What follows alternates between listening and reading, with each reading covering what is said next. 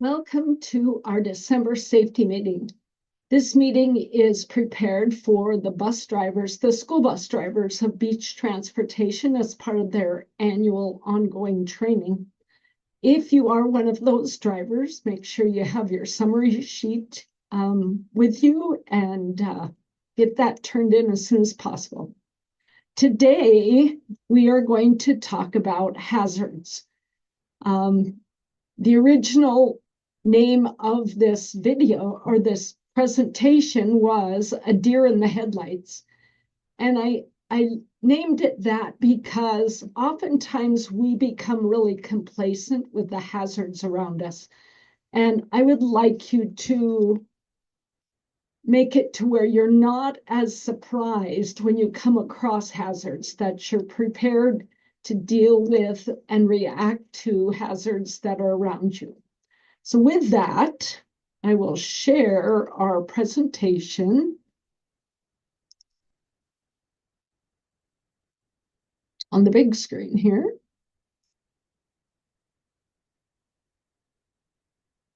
So, preparing for hazards.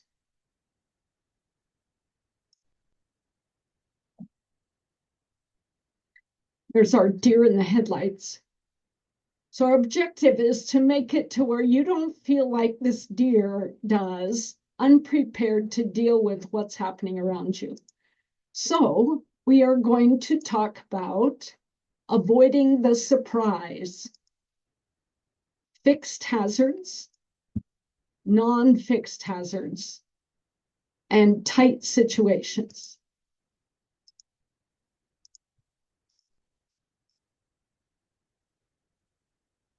So how can we prepare for hazards?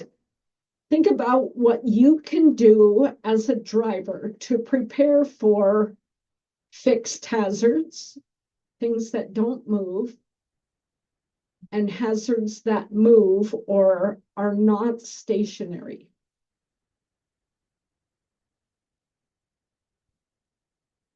And then how is that preparation different for known hazards or stationary hazards versus unknown hazards?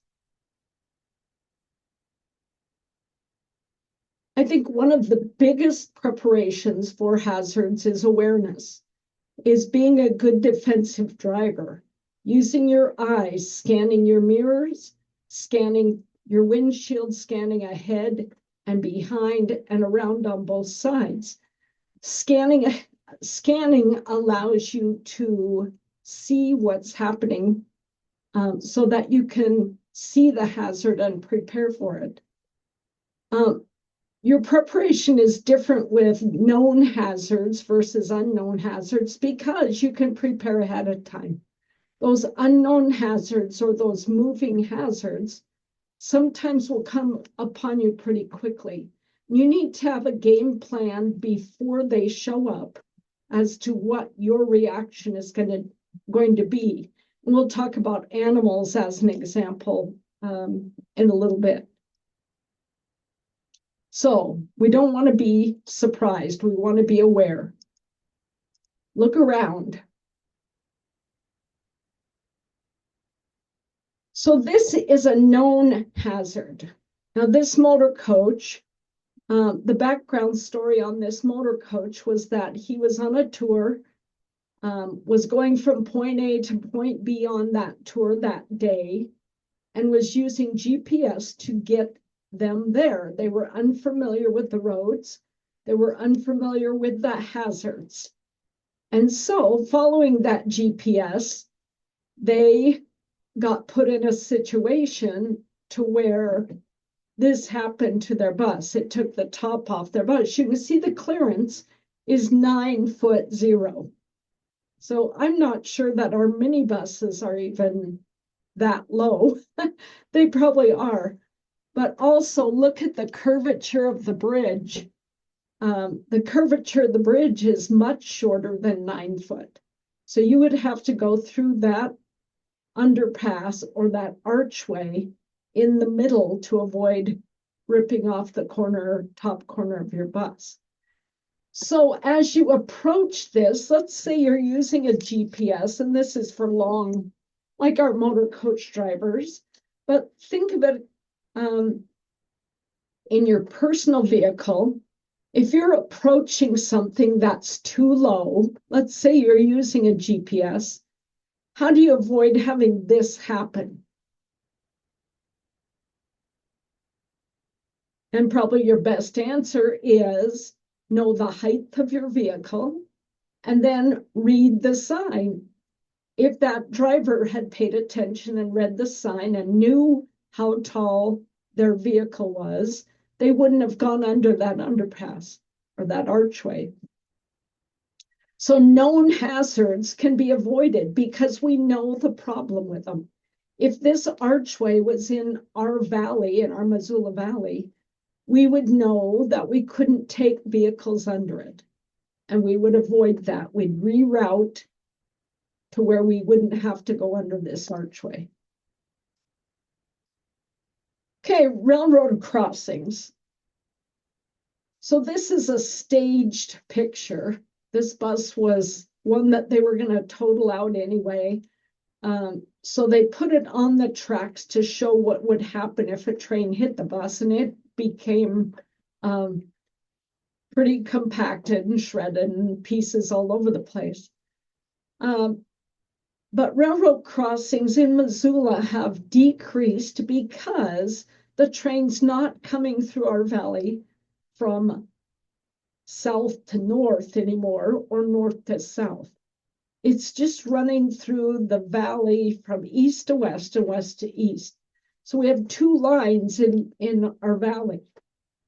But just because that is, we know that, we also know that we have to stop at railroad tracks until they take the warning signs out or until they take the tracks out. So let's just go over that quickly. Those of you who cross the tracks on the north end of town, this is especially important for you because you're crossing a very busy, fast-moving train crossing. Okay, crossing concerns. How many tracks are there?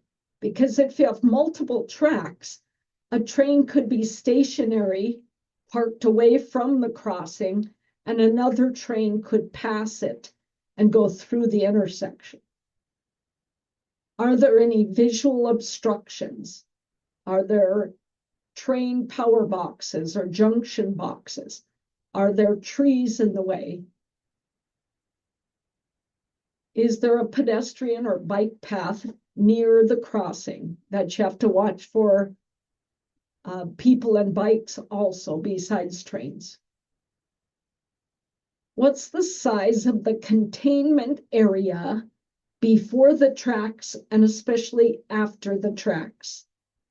So when you are going through over that train crossing, are you able to stop, for example, at a stop sign or a light and have your entire bus off of the tracks? We're going to look at a picture of that just a sec. And then what are the expected traffic conditions at various times of the day when you're crossing those tracks? Is traffic going to back up and trap you on a set of railroad tracks if you pull over? Okay, containment areas. This is our Miller Creek crossing heading north. So you're coming out of Miller Creek. When you go across this set of tracks, you can't get the full bus across the tracks if the light's red and stop. The back end of your bus hangs over. And that's even including our minibuses. So this is one that we have to stop at the tracks, wait until the light turns, wait until traffic clears, and then proceed. So the only buses that we have coming out of this crossing should be those that are heading south toward Lolo. They're going to be on this left-hand lane. They're going to stop at the railroad tracks. If there's traffic ahead of them, they're going to have to wait until that traffic clears, turns, and this traffic from across the road goes before they can pull across the tracks and turn. Now that kind of aggravates the people behind you. But remember, you are driving your vehicle and keeping your vehicle safe. They're going to have to react to what you do to keep that vehicle safe. And that means they're going to have to wait. So look at this containment area really close. Lower Miller Creek Railroad Crossing.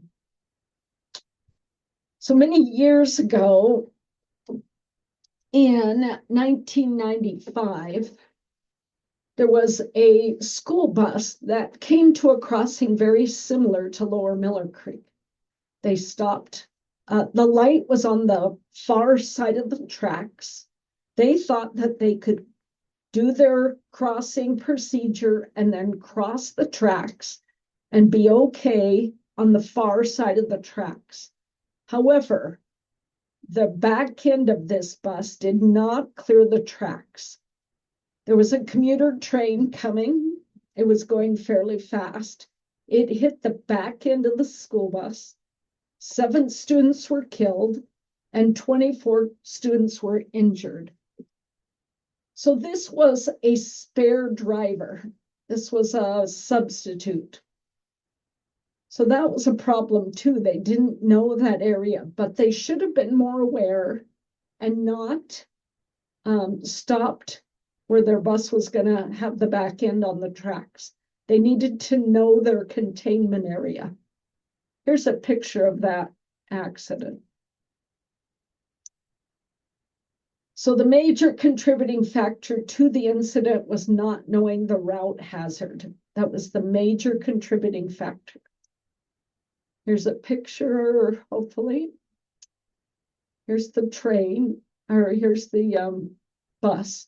So the bus came down the road. They stopped. They did the crossing procedure. They opened the door, opened the window, looked, listened, crossed the tracks. There's an intersection here. There was a car ahead of the bus, which made it to where the bus could not clear this last track. So that when the train came, it hit the end of that and killed those kids in the back. This is the frame of the bus, by the way. It knocked it completely off the frame. And that's where all the injuries came. Pretty dramatic. So trains are not something you want to take chances with in your personal vehicle, but especially with a busload of students or people. Okay, dangerous roads and intersections. This, I'd like you to think about which intersections and which roads on your bus route are the most dangerous. So this is the railroad crossing going up the Rattlesnake. This is the west side of the Rattlesnake. You're coming down Madison Street and you're turning right to go over these tracks. This becomes very, very hazardous because people are zooming through here, and those who are coming from the north have to cross the tracks and usually turn onto Madison. So this intersection can be pretty dangerous. And that's not even considering having to stop for the trains that go through there quite often. So think in your own mind about the dangerous roads and intersections you have on your particular bus route. Here's some things to be considering. Be aware of high frequency crash locations on your route. Those of you who drive on Reserve Street, you have the top 5 high frequency crash locations on Reserve Street. So Mullen Road, 3rd Street, Mount Avenue, South Avenue. The other one is up by the Albertsons, so it's on the north end. But high frequency crash locations, if you're driving through there every day, you need to be more alert when you're on Reserve Street because these are very high frequency crashes. Uncontrolled intersections. How do you protect yourself and the bus? So our policy is when you're going down a street or a road that has uncontrolled intersections, we ask that you take your foot off the accelerator as you near the intersection and cover the brake. And we want you going through those intersections no more than 15 miles an hour. So as you approach, you slow down, take your foot off the accelerator, cover the brake until you're sure the intersection is cleared, and then you proceed. Some of those with poor visibility, you may want to stop and just make sure nobody's coming through. You know how people drive. Curves and intersections with limited sight, especially when you have fast traffic over 25, 30 miles an hour.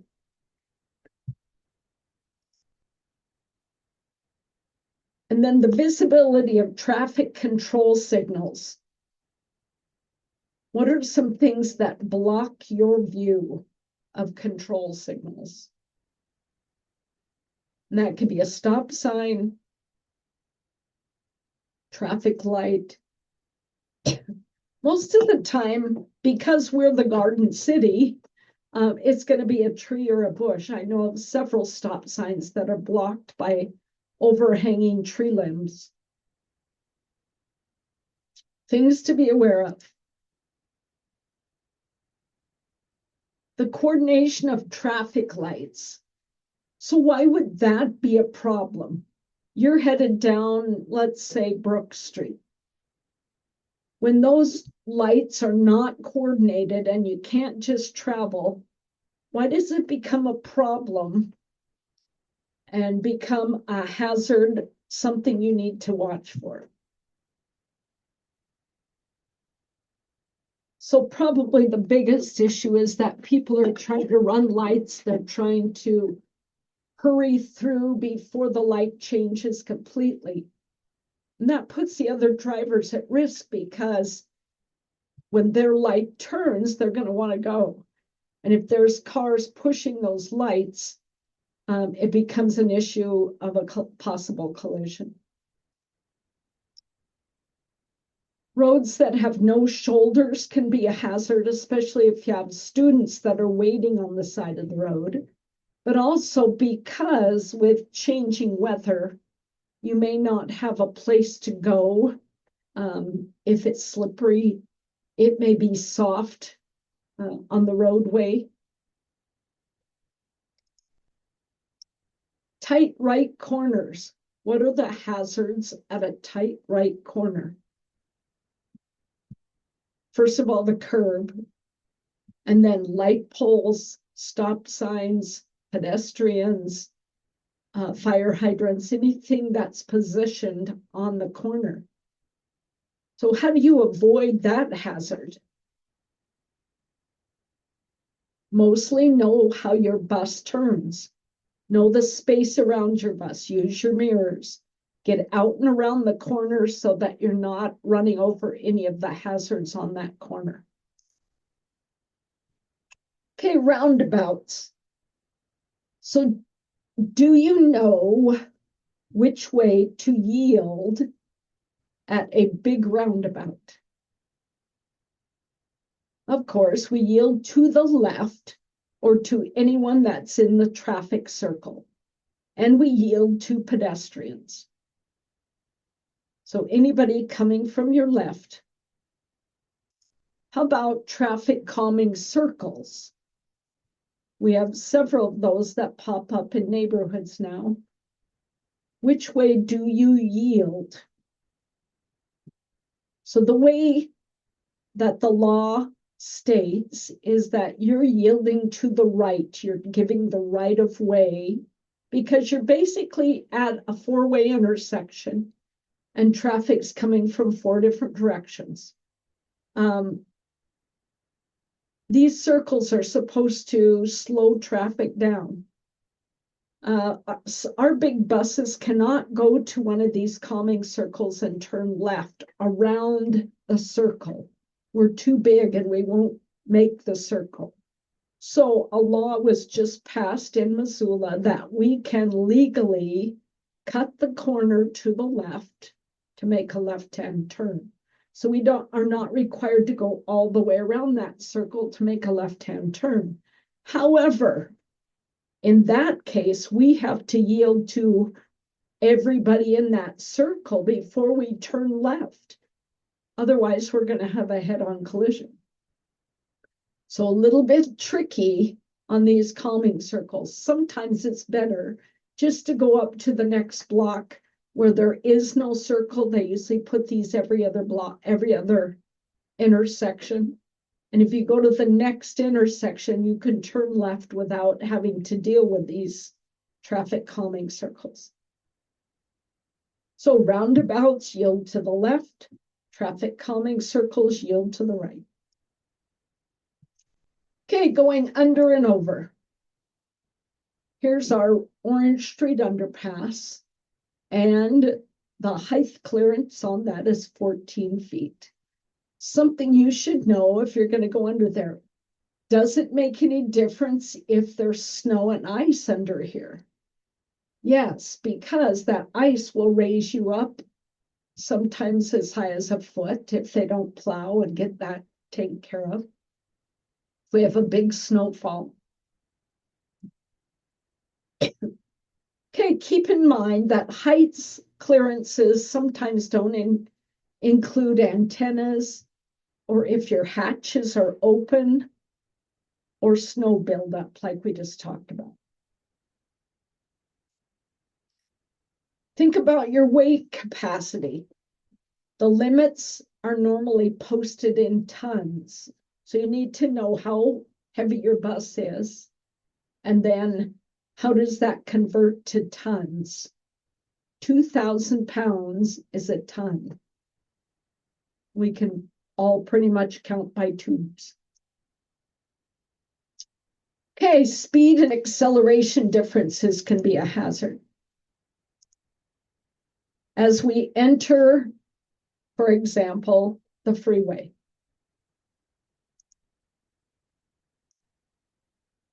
So on and off ramps to high-speed roads like the freeway, you're going from 25 miles an hour to 65 miles an hour. You've got to get your speed up pretty quick and yield to that traffic that's coming from your left or the highway. So entering main roads from side streets, especially in the winter. Now, we have several times gotten calls from the general public because our buses turn out in front of cars. That's doubly hazardous in the winter because it takes us longer to get going if it's slippery. We don't have as much traction. We can't accelerate as quickly. So be very cautious. Give yourself plenty of room before you turn out onto a main road. Okay, mountain terrain, steep hills. Watch for ice and snow berms. Coming down the hills, make sure that you gear down. Try to stay off your brakes as much as possible, but keep it at a slow speed. Okay, other conditions identified in our area. Unique roadway locations, roads without guardrails, dirt or gravel roads, areas related to right turn on red laws, and then turns with 2 lanes.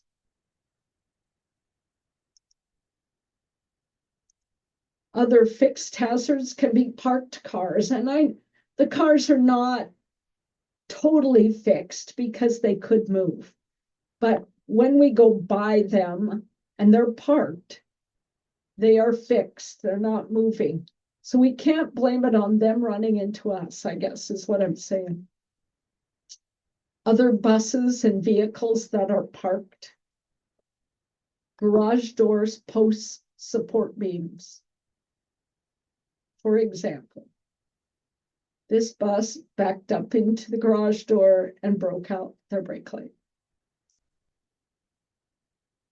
Okay, non-fixed hazards include darkness. So here's darkness. Can't see this very well, but this is a road. You're traveling east. There's a stop sign up ahead of you. That's something you can see. These are the lights. These are actually the reflection of your lights in your crossover mirrors. So there's some kind of a sign here, it looks like, or something in the middle of the road. But look at how hard it is to see where you're going. So let's look at that, the difference in the light. That's taken from approximately the same place, maybe a little closer because of the stop sign. But look at the difference of what you can see. So darkness is for sure a hazard. You can't tell if there's a deer crossing or a person crossing or a bike in the road in the dark. Weather conditions that include extreme cold. Why is cold a hazard? Extreme cold. For one, our vehicles don't run as well. Other vehicles out there don't run as well. We are usually cold. Our hands are cold.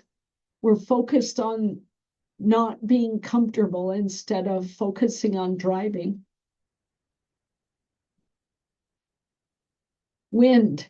How does wind affect you? Wind kind of picks your bus up and moves it around a little bit. Freezing rain, we've had a little bit of that. I heard of a gentleman that was driving to Helena this morning.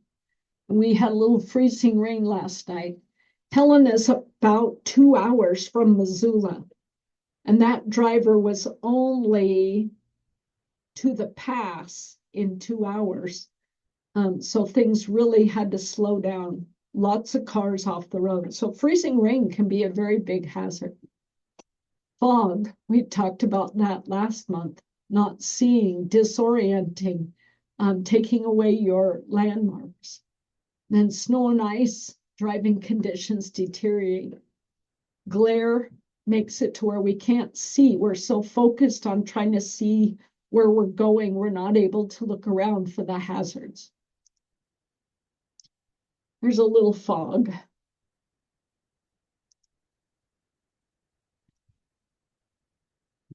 So snow, this has been an open winter so far. We haven't had a lot of snow, but this is possibly coming in January. They say we may have quite a bit of snow. Very hazardous for our buses, for our students. So students, how are they hazards in the winter? For one, they can't normally get off the road as far because of snow berms, or they may have to cross a snow berm to get to the bus. Think about their pickup spot. Moving to the bus before they're stopped. Sometimes they come towards us. What can you do to keep them from moving toward the bus? You have to personally manage that. You have to make sure that if they come toward the bus, that you stop the bus as soon as you see them, wave them back to a safe spot, and then pull your bus up. And then let them know that they can't come up to the bus before the door opens. That means you're ready for them. Entering and exiting the bus can be hazardous because of the icy steps or the icy ground. We've had kids that were entering the bus slide under the bus. We've had kids that were exiting the bus, step down onto the icy road and slip and hit their heads on the stairs. And then why are they hazardous after you drop them off in the winter? mostly because they can't get away from the bus as quickly.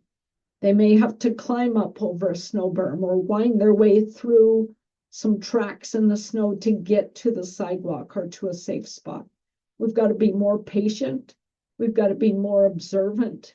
We've got to protect those students from their own bad behavior and from the weather's hazards that it gives to them.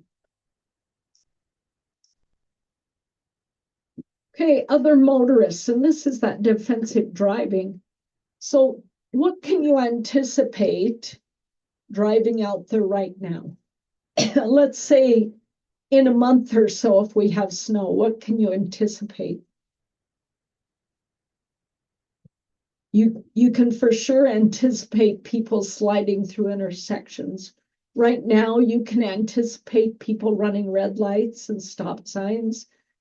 We've got to be good defensive drivers. And that again comes down to looking, paying attention, scanning ahead, being aware.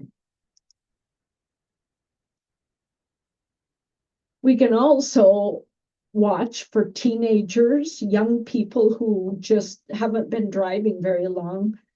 There's two types of those. One is very, very extra cautious, but the bigger group of teenagers tends to be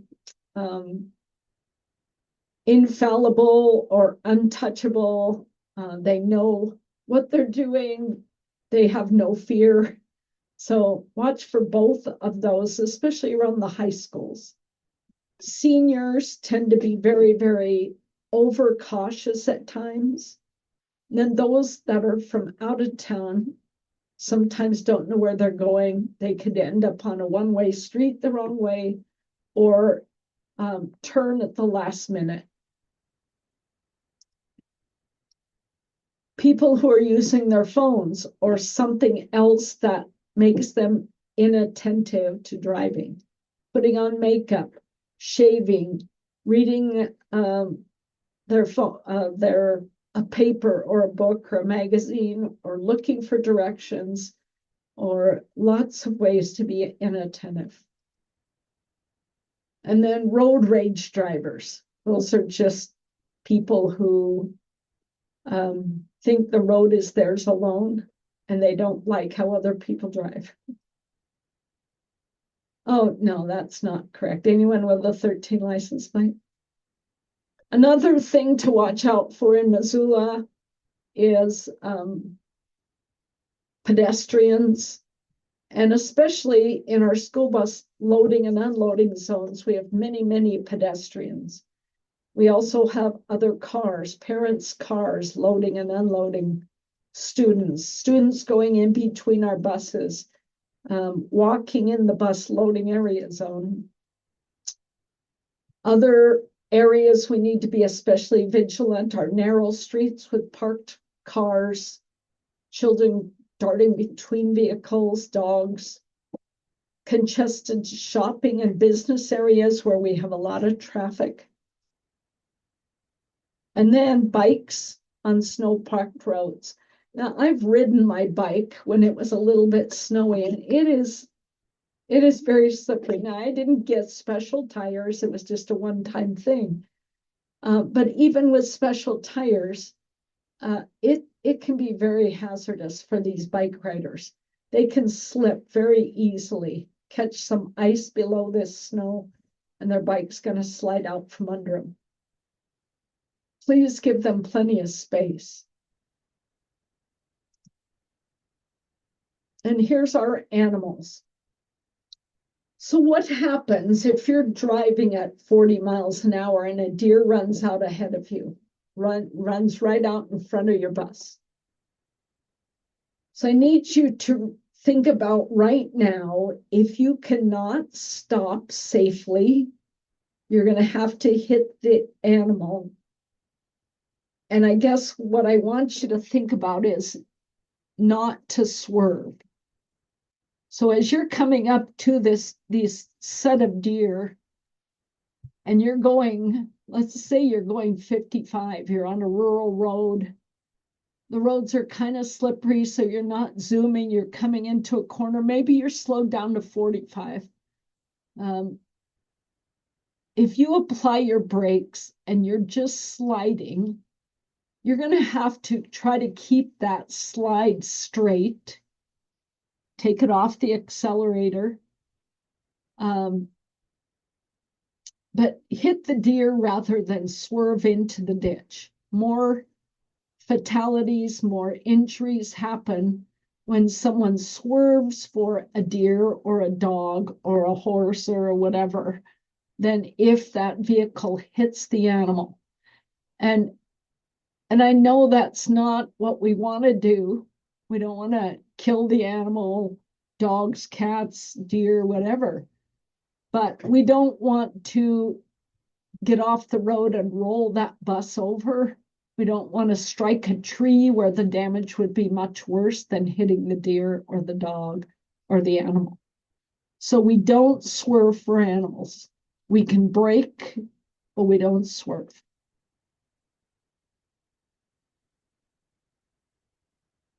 So one thing that we get into in the winter, well, all times of year, is emergency vehicles. And you know that the state law requires us to move over or slow down for stopped emergency vehicles. That's mostly if we have a police car who's pulled somebody over, or an ambulance or a fire truck that's parked. It's our job to move over or slow down as we pass those vehicles, give them lots of room. In this case, where you've got an emergency vehicle coming towards you, it's your responsibility to move over to the farthest part of the road on your right. Now, if you're in 2 lanes of traffic and you're on the inside lane, of course, you couldn't necessarily, if it's stacked up, you couldn't necessarily pull over to the right. And in that case, what do you need to do? Stop and be still and let them maneuver around you. Yes, of course. But let's talk a little bit about snow removal vehicles. I've always liked it when I come across one of those, especially if they're in front of me, because then they're putting down gravel or ice melt in front of me, and it makes my job a little easier. But if they're coming towards you or they're in multiple lanes where you have to go around them, please give them plenty of room. Be patient. Don't pass where it would be dangerous on a corner or someplace that would have lots of vehicles coming towards you. I guess use your best judgment to keep your vehicle safe. So seeing and reacting to hazards is a learned skill.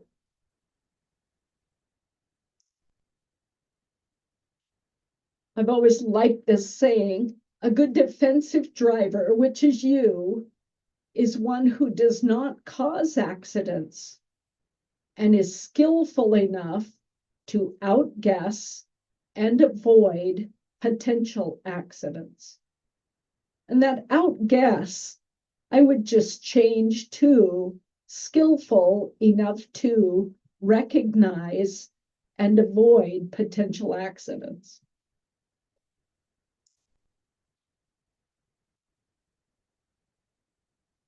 You as professional drivers, you possess the tools and the skills to help you avoid hazards, but it takes effort.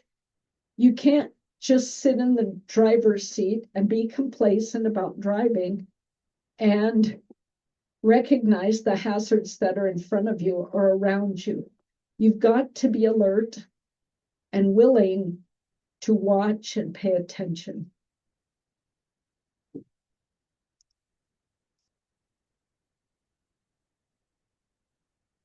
So lastly, I'd like to talk about attendance. So the Fox River Grove accident also happened because the driver, the main reason was not aware of the hazards. And the reason was that this driver was a substitute driver and didn't know that hazard. They knew how to cross the tracks. They knew how to stop. They didn't recognize that their bus would not fit in the containment area. So you as drivers know your bus route better than anybody else. You know where the hazards are on the route. You know the students' behavior and the ones that you need to watch a little closer. You know the school areas and the hazards associated with your particular school. When you are gone, that puts a substitute driver behind the wheel, and they are not going to be as careful as you are. So it puts us in a position to have an accident. So we're just asking you to please schedule around your bus routes. Please be here to keep us safe, to keep your students safe. We would really appreciate your cooperation on that. So in summary, with any hazards, whether they're fixed hazards or whether they're non-fixed or moving hazards, first of all, you have to see that hazard and then react appropriately to it. And it takes effort and constant attention. When we allow ourselves to wander with our thoughts or with our eyes, or just keep our eyes in one fixed position, we don't see those hazards quick enough to react to them. The fixed hazards on your route are repetitive, and that can lead to complacency, but at least you know where they are and you can react to them the same day after day.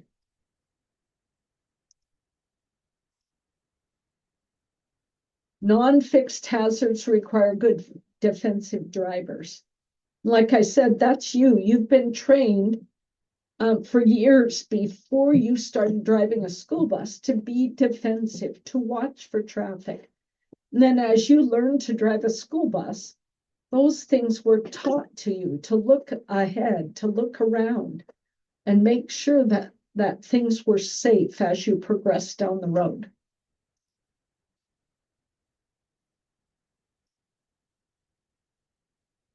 Having trouble getting this to change.